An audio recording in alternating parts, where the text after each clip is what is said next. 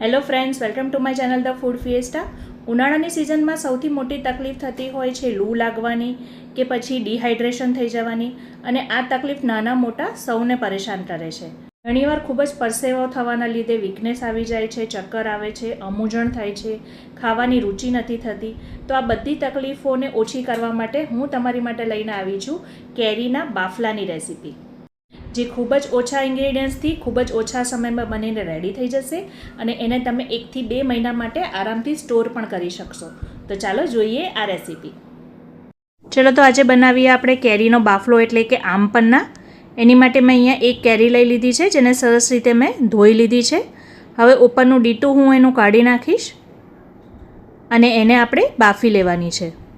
તો એને પ્રેશર કુકરમાં હું 3 થી 4 વિસલ આવે ત્યાં સુધી હું એને બાફી લઈશ. તો બસ આપણી કેરી બફાઈ ગઈ છે, જો તમે જોઈ શકો છો. હવે એ હજી પણ ગરમ છે એટલે હું થોડા વચ્ચે ચીરા મૂકી અને એને ઠંડી પાડી દઈશ. તમે જોઈ શકો છો કે ચપ્પુ આખું અંદર સુધી જતું રહે છે, એટલે કેરી સરસ રીતે બફાઈ ગઈ છે. હવે જેવી ઠંડી પડે એટલે આપણે એનો છાલ કાઢી લઈશું અને એનો બધો પલ્પ સાઈડમાં કરી લઈશું અને પછી એ પલ્પને આપણે મિક્સર જારમાં લઈ લઈશું. તો આપણે મિક્સર જારમાં આ બધો પલ્પ કાઢી લીધો છે. હવે એમાં સિમ્પલ થોડા મસાલા કરવાના છે, જેમાં મેં અહીંયા 1 થી અડધી ચમચી જેટલી નાખ્યું છે જીરું. જીરું મેં પહેલેથી અહીંયા શેકીને પાવડર બનાવેલો હતો. એ પછી એમાં એડ કરીશ થોડું સાદું મીઠું અને અડધી ચમચી મેં એડ કરી છે કાળું મીઠું એટલે કે સંચળ પાવડર. જીરું આપણા શરીરને ઠંડક આપે છે અને કાળું મીઠું આપણા શરીરને ડિહાઇડ્રેશનથી બચાવે છે.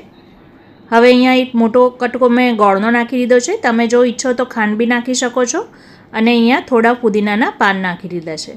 બસ હવે આપણે એ બધાને સરસ રીતે ગ્રાઇન્ડ કરી લેવાના છે અને એક પલ્પ રેડી કરી લેવાનો છે. તો જુઓ, આ આપણો બાફલાનો પલ્પ બનીને રેડી થઈ ગયો છે.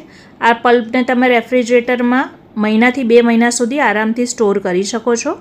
તો બસ તમને જ્યારે બાફલો પીવાનું મન થાય ત્યારે થોડા આઈસ ક્યુબ ગ્લાસમાં લેવાના, 2 થી 3 ચમચા એડ કરવાના બાફલાનો પલ્પ અને એમાં એડ કરવાનું ચિલ્ડ પાણી.